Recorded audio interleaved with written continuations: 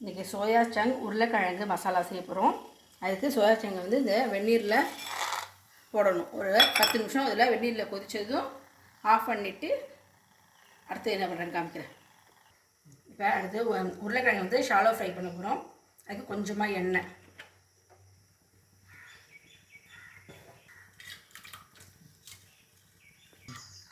காஞ்சிச்சு. சின்ன சின்ன கியூபாக உருளைக்கிழங்கு வச்சு வச்சுருக்கேன்.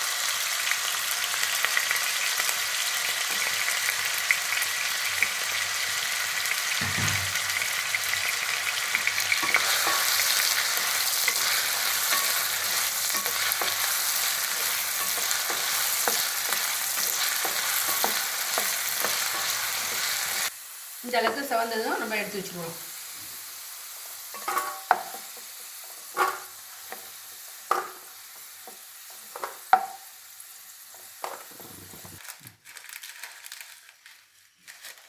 இப்போ அதே எண்ணெயில் சோம்பு தாளிச்சுக்குவோம்.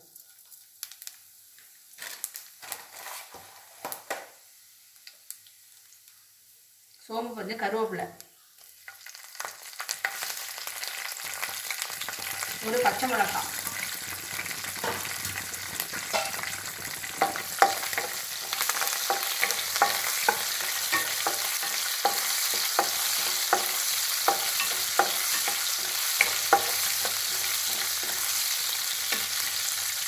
இது நல்லா வளர்ந்ததும் பெரிய வெங்காயத்தை நல்லா ஸ்லைஸ் சைஸாக அரிஞ்சு வச்சுருக்கேன்.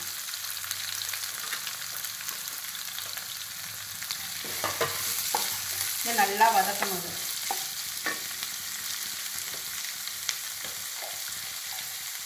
சீக்கிரமாக வதங்கிறதுக்கு கொஞ்சம் உப்பு,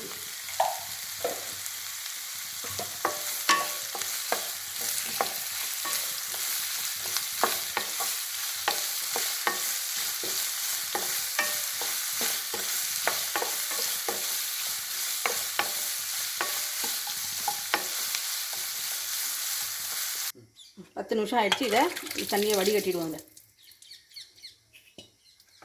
இதை நல்லா பைப் தண்ணியில் நல்லா அலசிடணும்.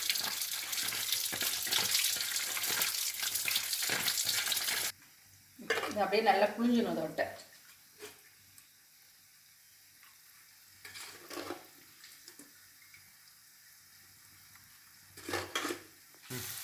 வெங்காயம் நல்லா வதங்கிடுச்சு. இப்போ இஞ்சி பூண்டு விழுது,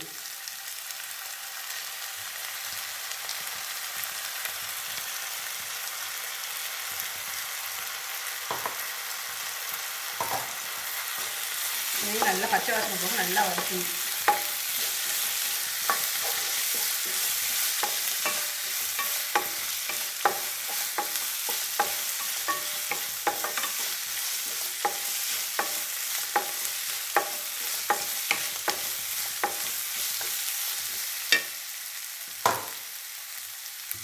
ஒரு தக்காளி பொடி பொடியாக அரிஞ்சு வச்சுருக்கேன்.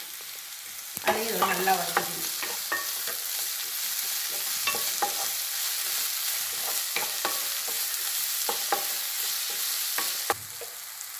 கொஞ்சம் மஞ்சள் தூள்,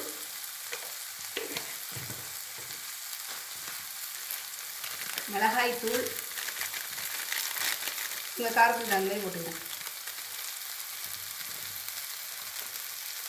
தனியாத்தூள்,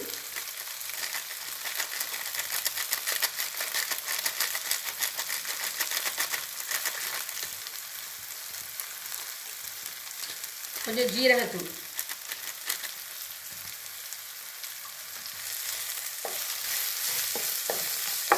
இதை பச்சை வாசனை போக நல்லா வதக்கணும்.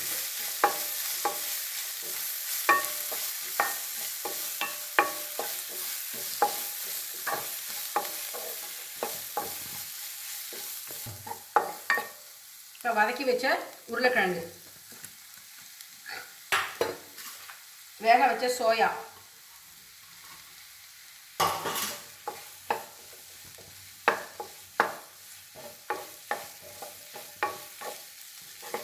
நல்லா அந்த எண்ணெயிலும் அதை வதக்கணும்.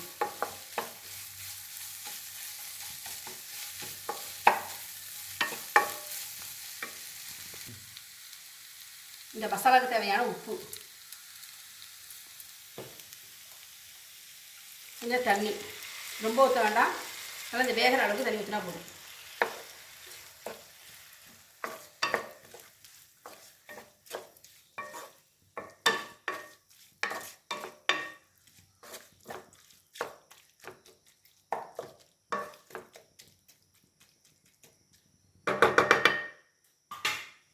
இது மூடி போட்டு நல்லா மிதமான தீயில வச்சு வேக வைக்கணும். நல்லா ட்ரை ஆகிடுச்சு. கொத்தமல்லி போட்டு இறக்க வேண்டியது தான். இதே நீங்கள் சப்பாத்திக்கு தொட்டுக்கிறாப்புல இருந்தால் இந்த இடத்துல கரம் மசாலா போடணும். நாங்கள் இன்றைக்கி ரசம் சாதத்துக்குனால நான் வந்து கரம் மசாலா போடலை. சப்பாத்திக்கு தொட்டு இதையே சப்பாத்திக்கும் தொட்டுக்கலாம். ரொம்ப சூப்பராக இருக்கும்.